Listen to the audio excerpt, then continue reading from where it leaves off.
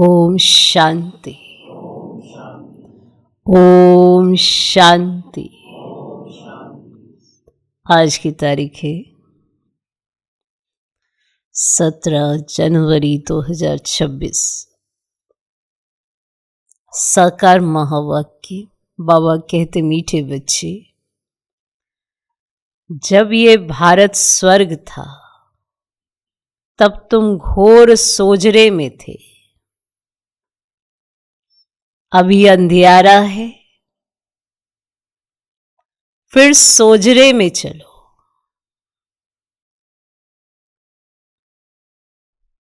बाबा कहते, मीठे बच्चे, जब ये भारत स्वर्ग था तब तुम घोर सोजरे में थे।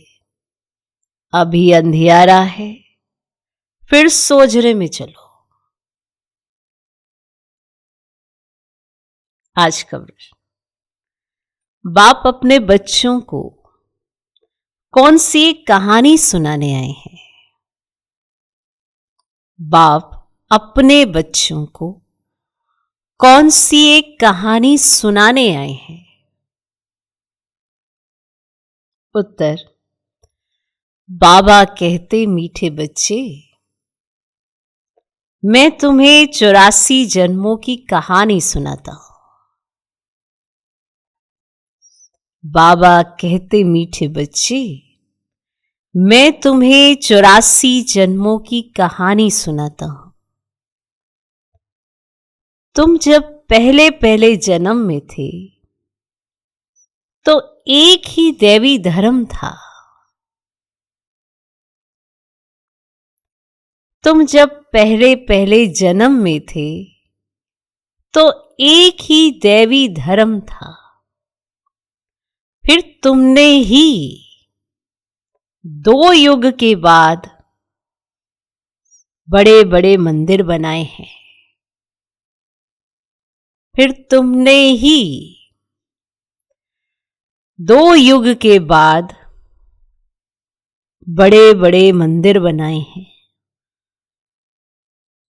भक्ति शुरू की।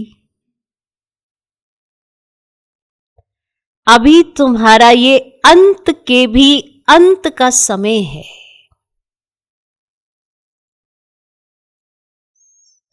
अभी तुम्हारा ये अंत के भी अंत का समय है। तुमने पुकारा, दुख हरता सुख करता आओ। तुमने पुकारा, दुख हरता सुख करता आओ। अब मैं आया हूं। अब मैं आया हूं। बाप अपने बच्चों को कौन सी एक कहानी सुनाने आए हैं? उत्तर, बाबा कहते, मीठे बच्चे, मैं तुम्हें 84 जन्मों की कहानी सुनाता हूं। तुम जब पहले पहले जन्म में थे तो एक ही दैवी धर्म था। फिर तुमने ही 2 युग के बाद बड़े बड़े मंदिर बनाए हैं, भक्ति शुरू की है। अभी तुम्हारा ये अंत के भी अंत का जन्म है। तुमने पुकारा, दुख हरता सुख करता आओ। अब मैं आया हूं। अब आप सब अनुभव करो इस बात को। आपने पुकारा तो वो आया। आपने कहा आपको आना है तो वो आया। आपके घर में भी कोई मेहमान आपके बुलावे पे आता है तो कितनी शिद्दत से उसका स्वागत करते हैं, क्योंकि आपने बुलाया है। हमें कहीं भूल तो नहीं किया कि हमने ही बुलाया है। वो हमारे बुलाने पे आए। हमने कहा हमें पावन बनाओ, हमारे दुख हरो, हमें सुख दो। हमने कहा। ये हमारे जन्मों की कहानी है जो वो सुना रहे हैं। उनके जन्मों की कहानी नहीं है, हमारे जन्मों की कहानी जो वो हम बच्चों को सुना रहे हैं, ताकि हमें याद आए कि हमने ये किया था। आज शायद कई बार इधर उधर बुद्धि चली जाती है ना, तो अपना वायदा ही भूल जाते हैं। हमने किस लिए बुलाया ये भी भूल जाते हैं। तो याद आना चाहिए कि हमने किस लिए बुलाया, हमने कैसे 84 जन्म लिए, कैसे पाठ बजाया, कैसे बाप चलकर आया, किसकी खातिर? अपने बच्चों की खातिर। इसीलिए वो हमें 84 जन्मों की कहानी सुनाते हैं, हमें बताते हैं कि आपने 84 जन्म कैसे लिए, कब आप पावन थे, फिर नीचे उतरते आए, पतित हुए, जब दुखी हुए तो आपने मुझे पुकारा। मैं तुम्हारी पुकार सुनकर आया, मैंने तुम्हें बताया कि तुम्हारे दुखों का कारण क्या है। हमने जो उल्टा समझ लिया था वो उन्होंने आके उल्टा किया, तब हमें समझ में आया कि आखिर भी हम हैं कौन। हमने 84 जन्म लिए तो कैसे लिए, कैसे कैसे हमने पाठ बजाया, सारी उन्होंने कहानी सुनाई। याद आई? आज का गीत है, आज अंधेरे में है इंसान। ओम शांति। तुम बच्चे जानते हो भी ये कलयुगी दुनिया है, सब अंधियारे में है। पहले सोजरे में थे जबकि भारत स्वर्ग था। यही भारतवासी जो अभी अपने को हिंदू कहलाते हैं, ये असुर देवी देवताएं थे। भारत में स्वर्गवासी थे जब और कोई धर्म नहीं था, एक ही धर्म था, स्वर्ग, वैकुंठ, बहिष्यत, हेवन, ये सब इस भारत के नाम थे। स्वर्ग, वैकुंठ, बहिष्यत, हेवन, ये सब इस भारत के नाम थे। भारत पवित्र और प्राचीन धनवान था। कुछ याद आया? अभी तो भारत कंगाल है क्योंकि अभी कलयुग है। तुम जानते हो हम अंधेरे में थे, तुम जानते हो हम अंधियारे में थे। जब स्वर्ग में थे तो सोजरे में थे, तो अभी भी अंधियारे में है। स्वर्ग के राज राजेश्वर, राज राजेश्वरी श्री लक्ष्मी नारायण थे, उसको सुखधाम कहा जाता है। और बाप से ही तुमको स्वर्ग का वर्षा लेना है, जिसको जीवन मुक्ति कहा जाता है। अभी तो सब जीवन बंद में है। खास भारत और राम दुनिया रावण की जेल में, शोक वाटिका में है। ऐसे नहीं कि रावण सिर्फ लंका में था और राम भारत में था, उसने आकर सीता चुराई। अब यह तो सब है दंत कथाएं, और गीता है मुख्य सर्वशास्त्रमयी शिरोमणि श्रीमत अर्थात भगवान की सुनाई हुई है भारत में। और मनुष्य तो कोई की सदगति कर नहीं सकते। और सतयुग में थे जीवन मुक्त देवी देवताएं, जिन्होंने यह वर्षा कलयुग अंत में पाया था। भारतवासियों को यह पता नहीं है, ना कोई शास्त्रों में है, और शास्त्रों में है भक्ति मार्ग का ज्ञान, और सदगति मार्ग का ज्ञान मनुष्य मात्र में बिल्कुल है ही नहीं। सब भक्ति सिखलाने वाले कहेंगे शास्त्र पढ़ो, दान पुण्य करो, ये भक्ति द्वापर से चली जाती है। सतयुग और त्रेता में है ज्ञान की प्रारब्ध। ऐसे नहीं कि वहां भी ये ज्ञान चलता आता है। अब ये जो वर्षा भारत को था वह बाप से संगम युग पर ही मिला था, जो फिर अभी तुमको मिल रहा है। भारतवासी जब नरकवासी बेहद दुखी बन जाते हैं तब पुकारते हैं, हे पतित पावन दुख हरता सुख करता। किसका? सर्व का, क्योंकि भारत खास, दुनिया आम, सब में 5 विकार है। और बाप है पतित पावन। बाप कहते मैं कल्प कल्प कल्प के संगम पर आता हूं, सर्व का सदगति दाता बनता हूं। अहिल्याए, गणिकाए और जो गुरु लोग हैं उन सब का उद्धार मुझे ही करना पड़ता है, क्योंकि ये तो है ही पतित दुनिया, और पावन दुनिया सतयुग को कहा जाता है। और भारत में लक्ष्मी नारायण का राज्य था। भारतवासी ये नहीं जानते कि ये स्वर्ग के मालिक थे। पतित खंड माना झूठ खंड, और पावन खंड माना सच खंड, और भारत पावन खंड था। ये भारत है अविनाशी खंड, तो जो कभी विनाश नहीं होता है। जब इनका माना लक्ष्मी नारायण का राज्य था तो और कोई खंड थे ही नहीं, वे सभी बाद में आते हैं। और मनुष्यों ने तो कल्प की आयु ही लाखों वर्ष लिख दी है। तो बाप कहते हैं कल्प की आयु 5000 वर्ष है। ओके, वे फिर कह देते मनुष्य 84 जन्म लेते हैं और वो भी 84 लाख। अब बाप ने कहा 84 जन्म लेते हैं और वो क्या कहते 84 लाख जन्म लेते हैं। और मनुष्य को कुत्ता बिल्ली गधा आदि सब बढ़ा दिया है। वो कुत्ता भी बढ़ाया, मनुष्य को बिल्ली भी बढ़ाई, गधा भी बढ़ाया, परंतु कुत्ते बिल्ली का जन्म अलग है। 84 लाख वैरायटी है, 84 लाख वैरायटी है। मनुष्यों की तो वैरायटी एक ही है, अब उनके ही 84 जन्म है। तो बाप कहते हैं भारतवासी अपने धर्म को ड्रामा प्लान अनुसार भूल गए हैं और कलयुग अंत में बिल्कुल ही पतित बन पड़े हैं। फिर बाप संगम पर आकर पावन बनाते हैं। अब इसको कहा जाता है दुखधाम, फिर भारत तो सुखधाम होगा। तो बाप कहते हैं हे बच्चों, तुम भारतवासी स्वर्गवासी थे, फिर तुम 84 जन्मों की सीढ़ी उतरते हो। सतों से रजो तमों में जरूर आना है।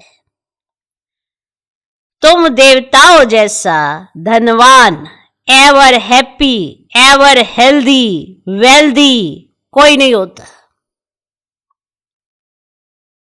और भारत कितना साहूकार था, हीरे जवाहरातों तो पत्थरों में सल थे। 2 युग बाद भक्ति मार्ग में इतने बड़े बड़े मंदिर बनाते हैं, वे भी कितने भारी मंदिर बनाए। सोमनाथ का मंदिर बड़े से बड़ा था, सिर्फ एक मंदिर तो नहीं होगा ना, और भी राजाओं के मंदिर थे, कितना लूट कर ले गए हैं। तो बाप तुम बच्चों को स्मृति दिलाते हैं। कुछ याद आया, मंदिर बनाया, लूट के ले गए। एक मंदिर नहीं बना था, और राजाओं ने भी मंदिर बनाए थे। कुछ याद आया,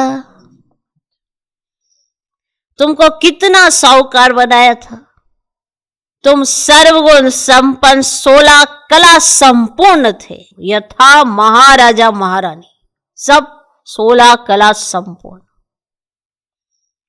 उन्हों को भगवान भगवती भी कह सकते हैं, परंतु बाप ने समझाया है भगवान एक है, वह बाप है। सिर्फ ईश्वर व प्रभु कहने से भी याद नहीं आता कि वह सभी आत्माओं का बाप है। तो बाप कहानी बैठ सुनाते हैं, अभी तुम्हारे बहुत जन्मों के अंत का जन्म है। एक की बात नहीं है, ना कोई युद्ध का मैदान आदि है। भारतवासी ये भूल गए कि उन्हों का राज्य था, और सत्युग की आयु लंबी कर देने से बहुत दूर ले गए।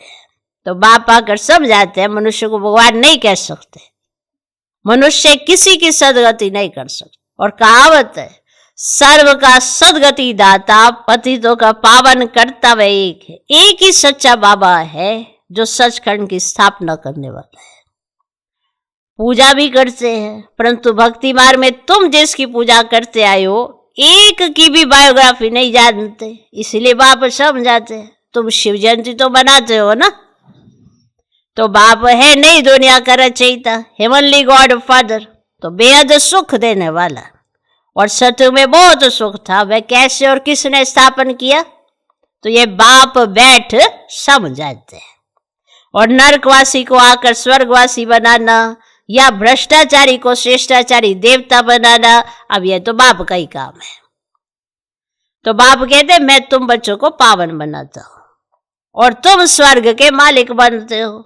और तुमको पति तो कौन बनाते, यह रावण है ना। मनुष्य कह देते दुख भी ईश्वर ही देते हैं, और बाप कहते मैं तो सभी को इतना सुख देता हूं जो फिर आधा कल्प तुम बाप का सिमरन ही नहीं करेंगे। इतना सुख देता तुमको कि सुख में तुम्हें मुझे याद करने की जरूरत ही नहीं पड़ती, इतना सुख देता।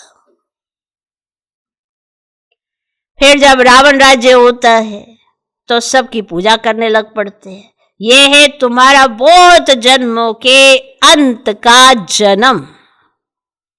कहते हैं बाबा कितने जन्म हमने लिए? तो बाबा कहते हैं मीठे मीठे भारतवासियों, हे आत्माओं, अब तुमको बेहद का वर्षा देता हूं। बच्चे, तुमने 84 जन्म लिए हैं, अभी तुम 21 जन्म के लिए बाप से वर्षा लेने आए हो। सभी तो इकट्ठे नहीं आएंगे, तुम ही सत्य का सूर्यवंशी पद फिर से लेते हो, अर्थात सत्य बाबा से, सत्य नर से नारायण बनने का ज्ञान सुनते हो। तो यह है ज्ञान और वह है भक्ति। और शास्त्र आदि सब है भक्ति मार्ग के लिए, तो वह ज्ञान मार्ग के लिए नहीं है। तो यह है स्पिरिचुअल रूहानी नॉलेज, और सुप्रीम रू बैठ नॉलेज देते हैं। बच्चों को देही अभिमानी बनना पड़े। क्या बनना पड़े? देही अभिमानी बनना पड़े। अपने को आत्मा निश्चय कर मामेकम याद करो। बाप सब जाते हैं, आत्मा में ही अच्छे व बुरे संस्कार होते हैं। जिस अनुसार ही मनुष्य को अच्छा व बुरा जन्म मिलता है। बाप बैठ सब जाते, ये जो पावन था अंतिम जन्म में पतित है तत्त्वम, और मुझ बाप को इस पुरानी रावण की दुनिया, पतित दुनिया में आना पड़ता है। आना भी उस तन में है जो फिर पहले नंबर में जाना है, और सूर्यवंशी ही पूरे 84 जन्म लेते हैं। यह है ब्रह्मा और ब्रह्मावंशी ब्राह्मण। बाप समझाते तो रोज है। पत्थर बुद्धि को पारस बुद्धि बनाना मासी का घर नहीं है। हे आत्माएं, अब देही अभिमानी बनो। हे आत्माएं, एक बाप को याद करो और राजाई को याद करो। देह के संबंध को छोड़ो। मरना तो सबको है, सभी को मरना है, तो सबकी वानप्रस्थ अवस्था है। एक सतगुरु बिगड़ सर्व का सदगति दाता कोई हो ही नहीं सकता। बाप कहते, हे भारतवासी बच्चों, तुम पहले पहले मेरे से बिछड़े हो। गाया जाता है, आत्माएं परमात्मा अलग रहे बहुकाल। तो पहले पहले तुम भारतवासी देवी देवता धर्म वाले आए हो, और धर्म वालों के जन्म थोड़े होते हैं। पहले पहले तुम भारतवासी देवी देवता धर्म वाले आए हो, तो सारा चक्र कैसे फिरता है सो बाप बैठ समझाते हैं। जो धारण नहीं करा सकते हैं उनके लिए भी बहुत सहज है। आत्माएं धारण करती है। पुण्य आत्मा पाप आत्मा बनती है ना? कौन? आत्मा। तुम्हारा ये 84वां अंतिम जन्म है। तुम सब वानप्रस्थ अवस्था में हो। वानप्रस्थ अवस्था वाले गुरु करते हैं मंत्र लेने के लिए। तुमको तो अभी देहधारी गुरु करने की दरकार ही नहीं है। तुम सबका मैं बाप, टीचर, गुरु हूं। मुझे कहते भी हो, हे पतित पावन शिव बाबा। अभी स्मृति आई है? अभी स्मृति आई है? सब आत्माओं का बाप है। आत्मा सत्य चैतन्य है क्योंकि अमर है। सभी आत्माओं में पाठ भरा हुआ है। बाप भी सत्य चैतन्य है। कहानी सुन रहे हो? तो बाप भी सत्य चैतन्य है। वे मनुष्य सृष्टि का बीज रूप होने के कारण कहते हैं, मैं सारे सृष्टि के आदि मध्य अंत को जानता हूं, क्योंकि वो बीज रूप है। आपको ये पॉइंट क्लियर है कि उनको ही ये ज्ञान है आदि मध्य अंत का। आपने पाठ बजाया है, लेकिन आपको ज्ञान नहीं है आदि मध्य अंत का, क्योंकि आप बीज रूप नहीं हो। आप बीज नहीं हो। बीज रूप जो है वो परमात्मा ही है। इसीलिए मुझे नॉलेजफुल कहा जाता है।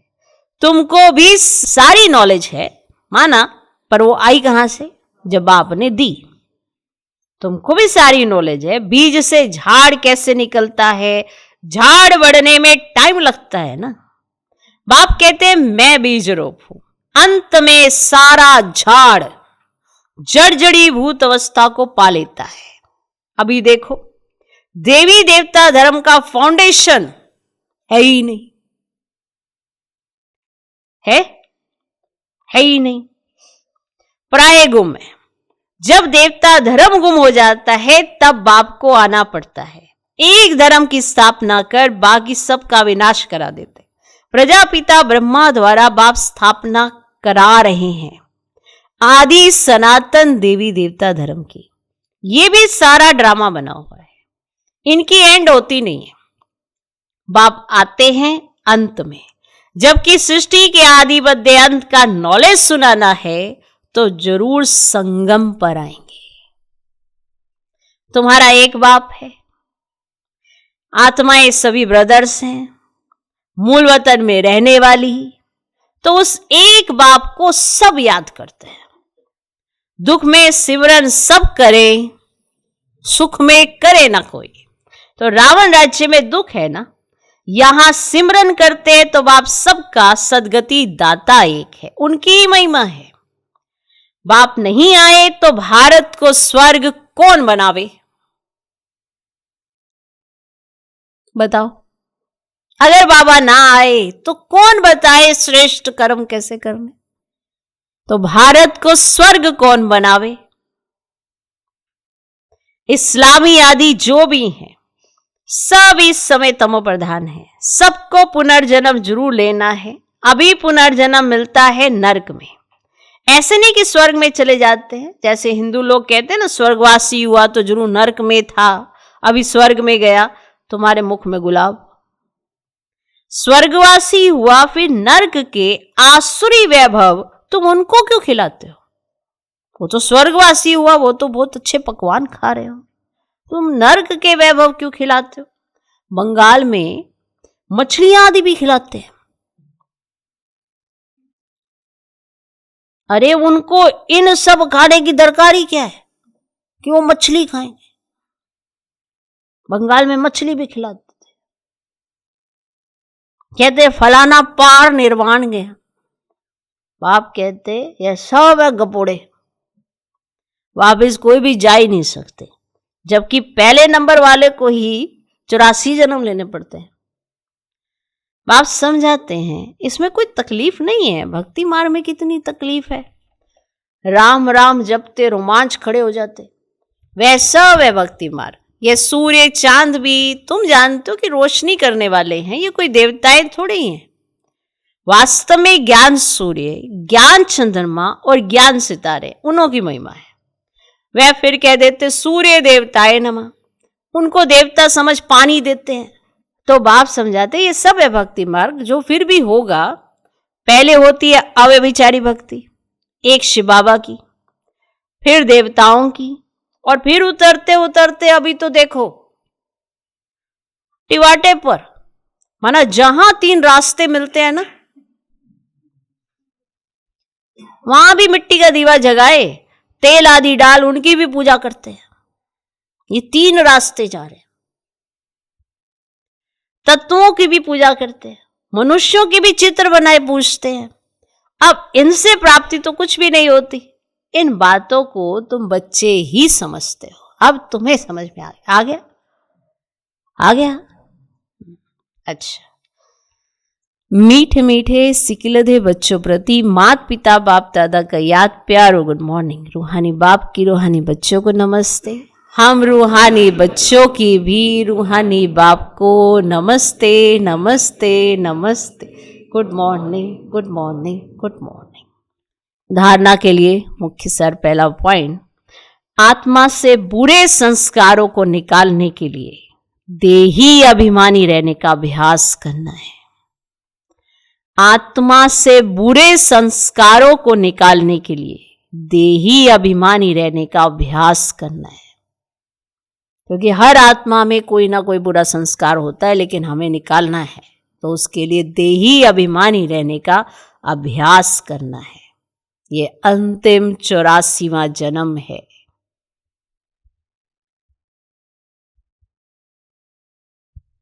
ये अंतिम 84वां जन्म है, वानप्रस्थ अवस्था है। इसीलिए पुण्य आत्मा बनने की मेहनत करनी है। इसीलिए पुण्य आत्मा बनने की मेहनत करनी है। ये अंतिम 84वां जन्म है, वानप्रस्थ अवस्था है।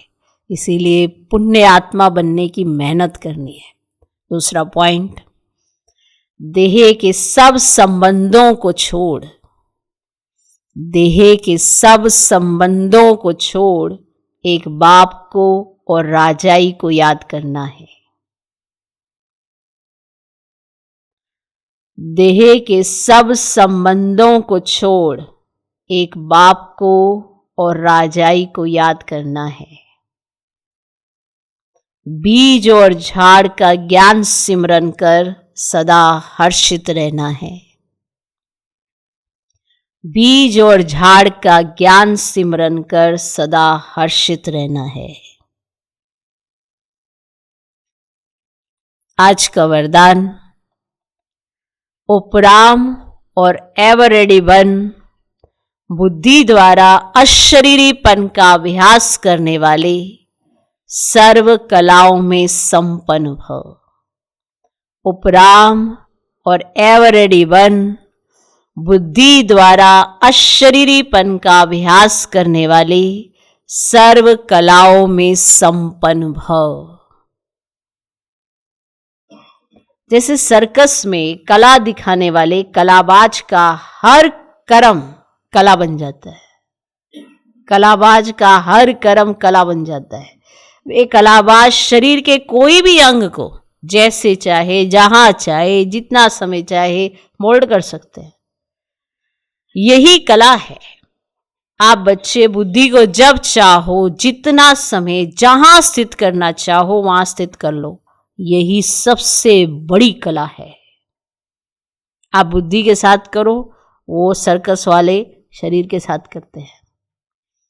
इस एक कला से 16 कला संपन्न बन जाएंगे। इसके लिए ऐसे उपराम और एवर रेडी बनो जो ऑर्डर पर मान 1 सेकंड में अशरीरी बन जाओ। युद्ध में समय न जाए। आज का स्लोगन, सरलता और सहनशीलता के गुण को धारण करने वाले ही, सरलता और सहनशीलता के गुण को धारण करने वाले ही सच्चे स्नेही और सहयोगी हैं। सरलता और सहनशीलता के गुण को धारण करने वाले ही सच्चे स्नेही और सहयोगी हैं।